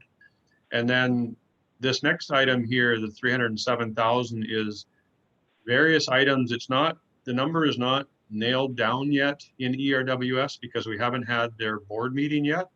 So that this is not complete. And it's also pending the board approval of these items. So because our budget's a little bit ahead of that board, I put a number in there. Of course, this number does not get spent in our budget. It's just our portion of the cost. So whatever the ERWS board approves, our portion would come out of that. So I put this number in here as my estimate at this time of what that number is. But it may change. And again, it's not going to be spent in the city. It's spent in ERWS, and this is just picking up our piece of it. So it's a bit of a placeholder and a bit of an unknown. So if ERWS board approves an amount and it's either higher or lower, then we would amend this with our amended budget in the fall. So hopefully that explains sort of what that is with that. And then the city share of ASR costs that's proposed because of COVID-19. The ERWS board wanted that done in 2020. And the proposal we have on this one is to move that out to the ERWS board, which again, they haven't approved yet.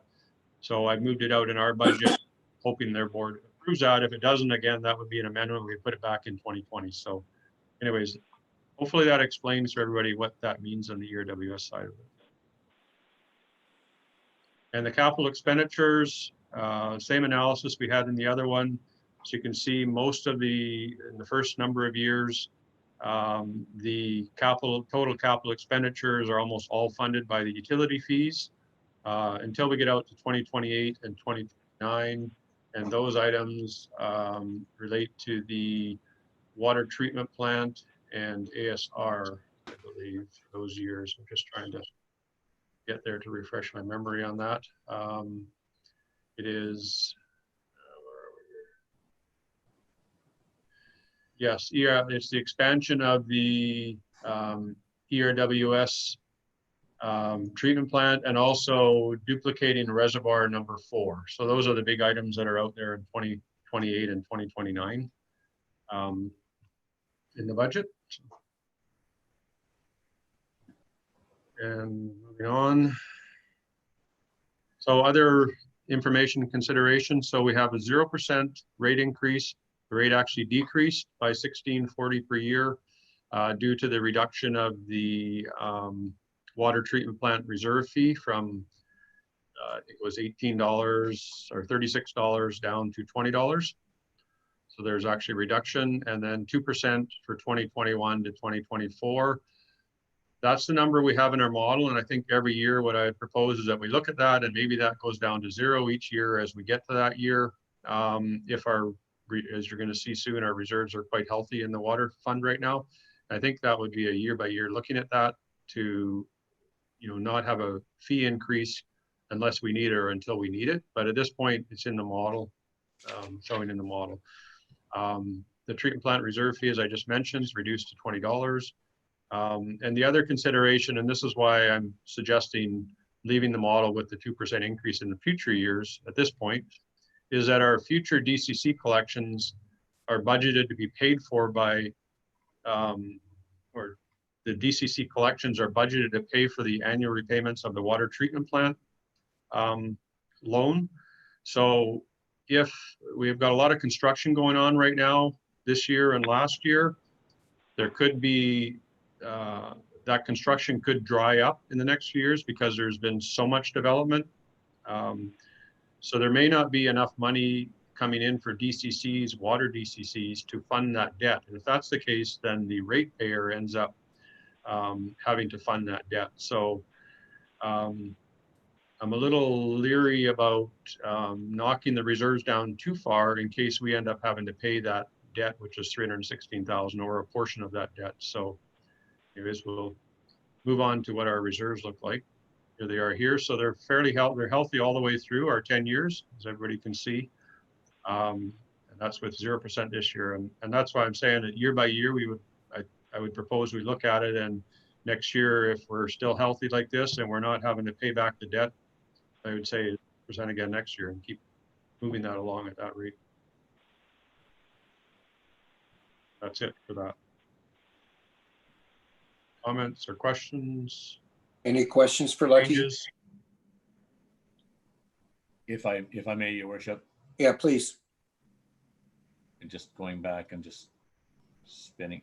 On the previous slide you had here anyways, regarding the on the water fund, you had an amount for the, I can't find it here, so I'm going off memory here. On the ASR, the ASR just keeps on getting pushed forward, and more every year it goes along. And if I was right, is it $35,000 or $30,000, Lucky? 37. It was 50,000. Our share was 37,000, and I believe it's to study or put together something of where we're at with the ASR, accumulate all of our records, I think is what the project is. Okay, I found it now. City share of ASR costs. My comment on that, and I believe Mayor Main could probably confirm this as well. We've been trying to kill this ASR for ever since we've been at the table, and it ends up just keeps on getting pushed forward. Now it's getting pushed out to 2021 in our minds. And Mayor Main can correct me if I'm mistaken here, but it's flogging a dead horse on this ASR, and and even more so this last week, it's going to be even further. But anyways, my point is looking for some suggestions on how we can actually have just removed out of the capital expenditure funds for the ERWS. Is that something that Mayor Main and I have to do at the next meeting? Councillor O'Brien, I would think that would come from us at the board, and just make a motion to remove it at that point in time, if that's what we want to do. And then if we remove it, then Lucky would end up automatically removing it from this budget. Correct me if I'm wrong, but Lucky. Correct. And if Mayor Main, if you're in agreement of that, then I would like to suggest that we do that. We don't need a resolution to do it. We just let council know that that's what our attempt will be at the next meeting. Let's have that conversation at the next meeting. I think it's a good one. Great, thank you. Okay, so go from there. Any other questions on the water budget? Wish all our budgets were looking like that. Yeah, nice surplus. Yeah. Keep going, Lucky. Okay. So we'll get into the sewer fund. So again, the carry forward projects, they're all capital. Several of them, the last three, all relate to other roads, capital roads projects. And then there's the Craig Bay and Martindale pump station. They do have some analysis of what the work needs to be done, and operations has indicated to me that they're going to try and get some of that work done this year. I think ERWS sort of stymied a lot of stuff last year with all the work and finishing that up. Other changes, again, parcel tax, the number of properties went down, so there's a decrease there. And the common service charge for legal. Sewer fund share of that, so there's not much there. Capital spending, there's not a lot of capital spending. As you can see, it ranges from 600,000 to 800,000 for most of the years, and then the 1 year pops up in 2023. So relatively stable and nothing too dramatic there. Most of it's all funded by the fees, by the sewer utility fees. And other things, so we have a 3% inflationary increase in there for 2020 to 2024. And also just a reminder, we've gone through this numerous times, but it's just, again, another reminder to council. There's a 10-year plan to move the costs over from the general fund into the RDN water treatment plant into the sewer fund. This is year 2 of that plan. So 10% of those costs each year is being moved over into the sewer fund. And that results in approximately a 20% sewer increase just for that section alone, plus the 3% inflation. So we have a high sewer rate increase. We did that last year as well, but it's offset by a reduction on their tax, on their property taxes on the line that says RDN wastewater. That's going down, so it'll be 80% of what the RDN wastewater charges on the taxes this year, and 20% of that cost will be picked up in the sewer costs. Just a reminder for that with council. And our accumulated surplus looks like this. So we're okay for the 5 years, barely, and then we go negative a little bit and we get back up positive. So at this point with these numbers,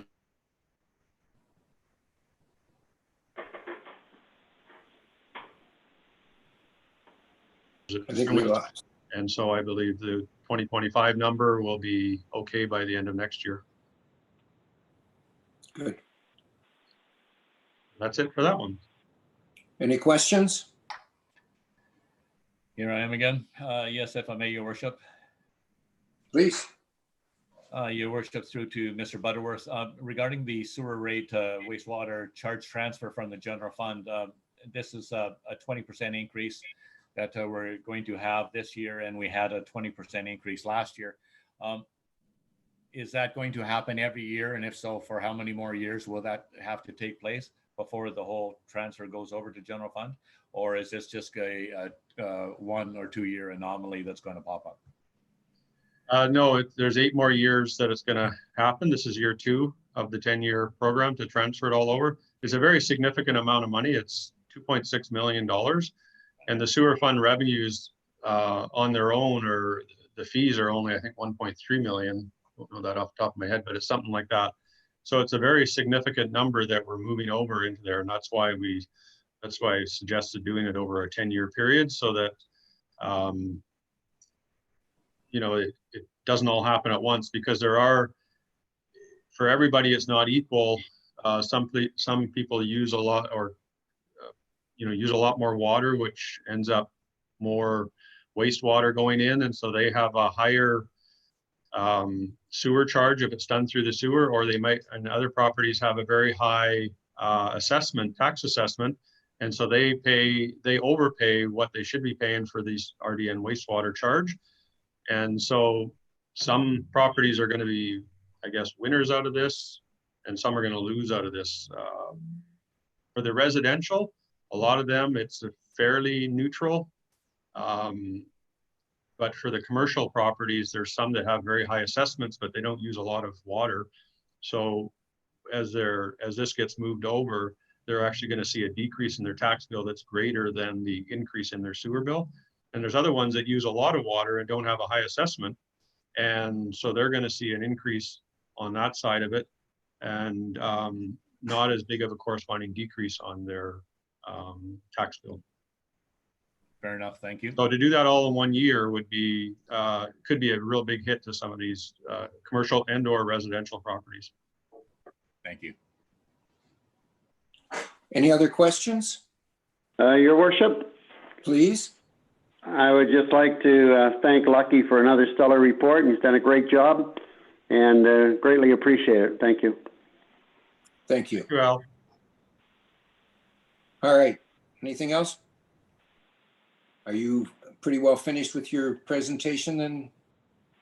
I'm finished. If council's Yeah. happy or doesn't want to see any changes, then we can move forward, and I can bring something forward to the 20th. Well, let's do that then. Is everybody okay with that? Your Worship, can I ask a question? Of course you can. Thank Please. you. Did we have any comments from the public Well, that's directed that's going to towards be, staff if they were brought forward? bear with me for a few seconds, because that's coming up right after this. Okay. Thank you. All right. Any other questions?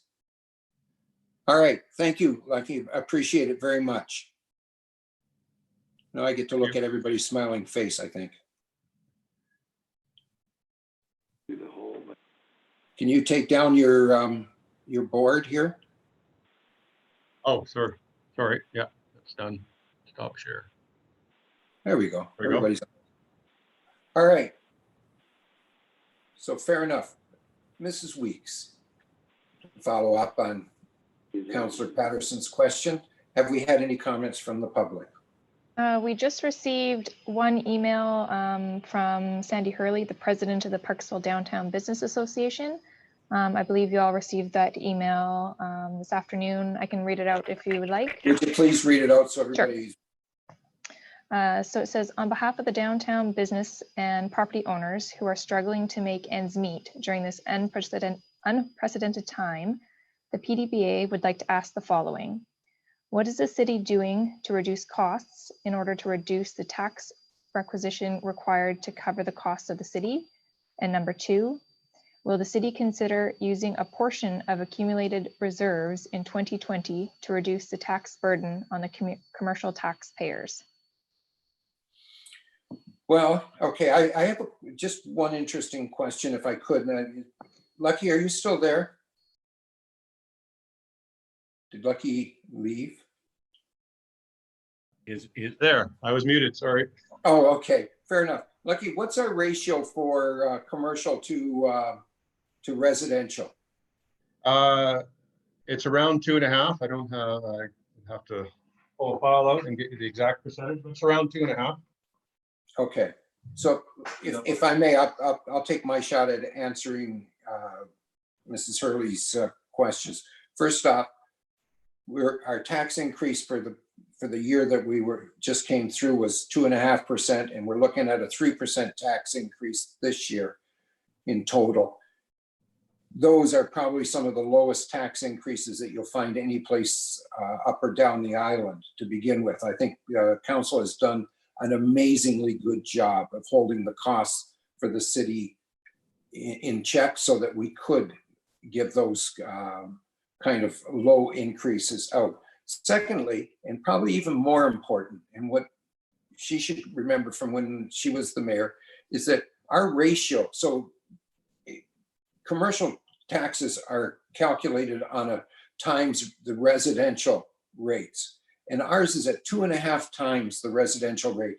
Typically in this area, it is running from 5 times and up in some cases. When you get down into some of the other communities, it's even higher than 5 times. So overall, our tax rates are extremely low by comparison to the other commercial rates around.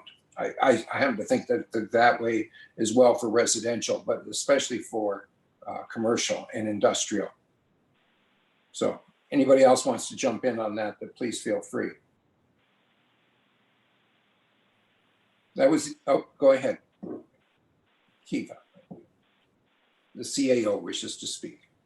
If I may, Your Worship, we may want to, for those that might have missed your council meeting on Monday,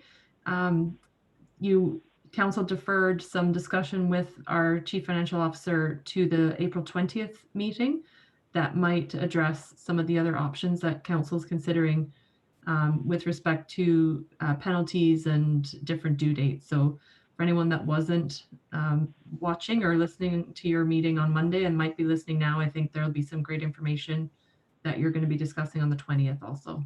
Thank you for that. Yes, you're absolutely right. I wasn't going to bring that up this time around only because we don't have anything to report as of yet, but we are going to have that conversation on the 20th as to what we can do for taxes and so on. So leave it at that. Anything else, Mrs. Weeks?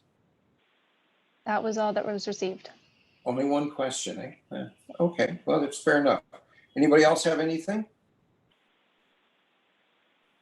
No further comments or questions from council?